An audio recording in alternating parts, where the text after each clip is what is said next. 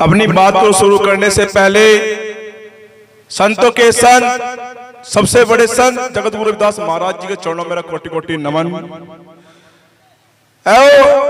सतगुरु स्वामी समनदास महाराज जी के चरणों में मेरा कोटि कोटि नमन। बाबा साहब भीमराव मेरे चरणों में कोटि कोटि नमन।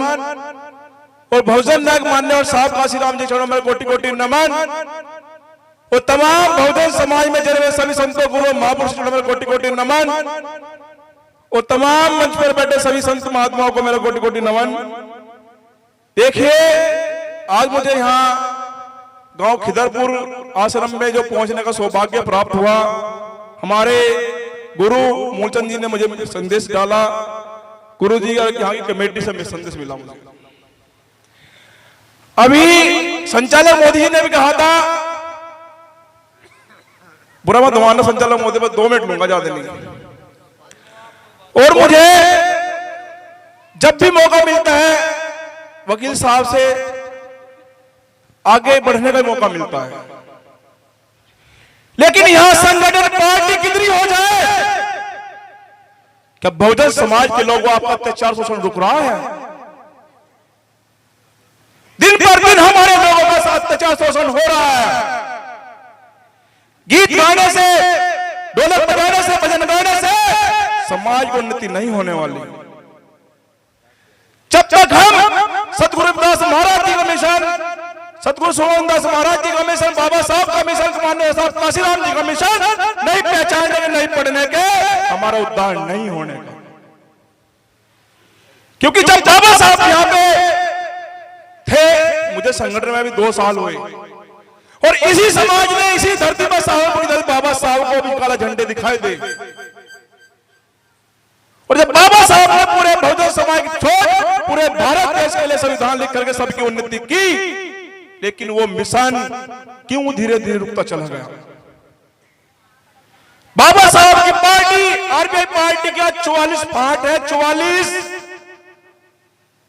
मान्य साहब काशीराम जी का जो संगठन था बाम से 12 फाट है, 12। ये कारण है हमारा जो हम आज तो इस देश के प्रधानमंत्री, मुख्यमंत्री बन पा रहे। अरे जितने भी मेरे संत महात्मा बैठे हैं, उनसे अनुरोध है, मैं आपका बच्चा, आपका बेटा, जहां आप कहोगे वहां बैठ जाऊंगा, वहां नरक में डल जाऊंगा, लेकिन आपसे मेरा हाथ जोड़ के विनती है, आप इस बहुजन समाज का विश्वास और गुरु हो। जितने भी बड़े बड़े नेता हैं उन्हें कहिए कि आप सब लोग एक मंच पर आने का काम करें, हम तो जहां मर्जी बैठ जाएंगे। जब हमारा शोषण रुकेगा, और नेता, पार्टी, संगठन कितने ही बना लो, जब तक कोई आपके बीच नहीं आने का, आपकी लड़ाई नहीं लड़ने का, नेता अपने घरों में, राष्ट्राध्यक्ष बने घरों में बैठे रहो। मुझे आपके बीच सेवा करने का जो मौका मिला, 2.5 साल से मिला, और 2.5 साल में जिला साहब की धरती पर ऐसी कोई लड़ाई नहीं जिसमें आपका बच्चा हिस्सेदारी ना बना हो, ऐसा कोई आंदोलन नहीं, ऐसा दुख सुख नहीं जहां मैं ना पहुंचा हूं। जो लोग मुझे नहीं जानते, मेरी सोशल मीडिया सन्नी गौतम के नाम से, अरे देखो वहां हमने आए थोड़ी देर बोल लिया, सब चीज कर ली, लेकिन हम लोग सुबह निकल जाते हैं, शाम को भी पता नहीं रहता। लेकिन जो आप लोग इस सत्संग के माध्यम से मान सम्मान स्वाभिमान देते हैं हो ना, इससे हमारा सीना गर्व से चौड़ा हो जाता है। क्यों हो जाता है? कि हमारा समाज, हमारा गुरुजन हमें आगे बढ़ाने का काम कर रहा है, हमें समय समय पर मार्गदर्शन होते रहते हैं, आशीर्वाद रहता है। उस लड़ाई को हम जब जाके लड़ते हैं, लेकिन संतों, जितने भी संत बैठे, मेरा आपसे निवेदन है, अगर आपको घर से निकलना होगा और इन सब नेताओं को, सब राजनीतियों को एक करना होगा, ये आपकी जिम्मेदारी है। मैं तो छोटा सा कार्य करता हूं और मुझे कोई नेता नहीं बनना। यह बात मैं क्यों कह रहा हूं? हमारे बीच इतने संगठन हो गए, इतनी पार्टी हो गई, लेकिन क्या आपके पास ऐसा कोई संगठन है जिसमें राजनीति छोड़ करके आप यहां बैठ जाएं? ऐसा कोई संगठन नहीं है आपके पास, आप लोग इसलिए पीछे हो। अभी अखिल भारतीय रविदास मिशन, एक महात्मा जी और है हमारे बीच में, सतपाल जी, वो केस करते फिर महात्माओं के ऊपर, ये मिशन मेरा है, ये मिशन उनका है, ये भी भर में दूध हटाइए। अब हर जगह हमारे समाज का नुकसान हो रहा, हमारा समाज ही बढ़ रहा। अगर इस जुल्म की आंधी में लफ्ज खोलेगा कौन? अगर हम भी चुप रहे तो बोलेगा कौन? क्योंकि वो दिन दूर नहीं जब ये सरकार सत्ता में बैठे लोग आपके हक अधिकार खत्म कर देंगे और आपके फिर गले में हांडी पीछे झाड़ू होगी। इस उम्र में हमें इसलिए आने के बीच जरूरत पड़ी आपके बीच। हम दिन पर दिन देखते हैं, मेरी माताओं बहनों आपसे मेरा हाथ जोड़ के मिलती है। जो सबसे ज्यादा शिकायत मिलती है पूरे दिन घूमने के बाद वो आपसे मिलती है। और मेरे युवा साथी बैठे जितने भी, मेरा हाथ जुड़वा लो, पैर पड़वा लो, लेकिन अपने आप को सुधारो। अगर आप लोग ये चाहते हो कि शादी के बाद मेरी बहन खुश रहे ना, तो अब वो भी प्रण ले लो कि दूसरे की बेटी मेरे घर खुश रहे, जब इस समाज का भला होगा। वरना दिन पर दिन ड्रामे हो रहे और समाज की बेइज्जती होती है। हमें जरूरत है सीखने की, और लोगों से सीखो। अरे मैंने उन लोगों को भी देखा पढ़ा लिखा जिन लोगों से हमारी लड़ाई है ना, वो हमसे 20 साल आगे हैं, और हम चंद वोटों के लिए सिमट के घर बैठ जाते हैं।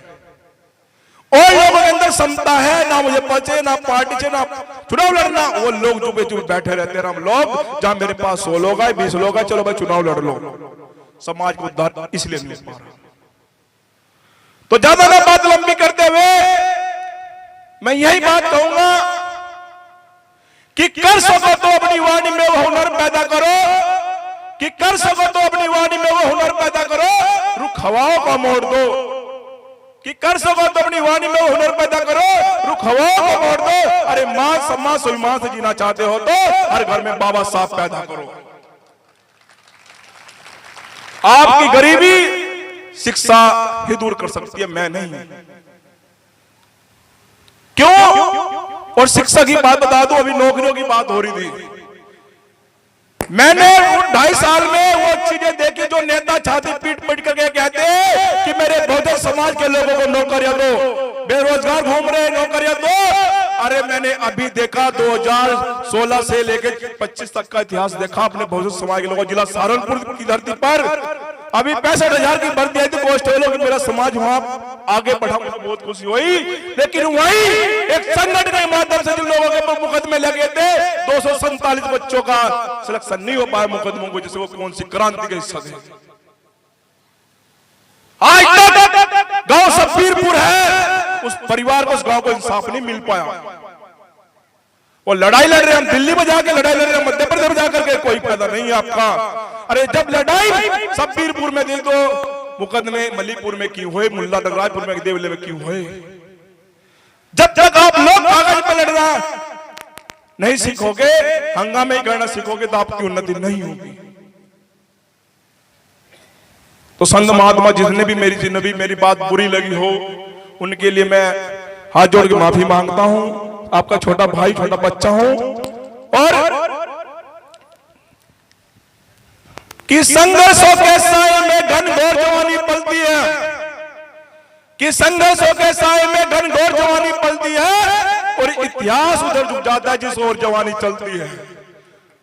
तो मेरे युवा साथियों, मेरे भाइयों, मेरे बड़े नौजवान साथियों, आपसे मेरा हाथ जोड़ के निवेदन है, अब समय आ गया है आपको एक होने का, अपने संतों गुरु महापुरुषों से मिशन को बचाने का।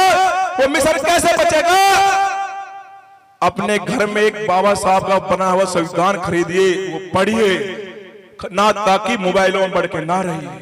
आज हमारा युवा साथी फोनों से बेकार हो गया, ना अपने बाप की बात माने, ना माँ की ना माने, ना चाचा की माने। अगर बाप डांट देगा, मैं जा रहा हूं मरने, मैं जा रहा हूं यहाँ, ये चल रहा। और नशे का खासकर ध्यान रख के नशे पर ध्यान ना दे। जय भीम, जय गुरुदास, जय भीम। बहुत बहुत साधुवाद जी का। जवानी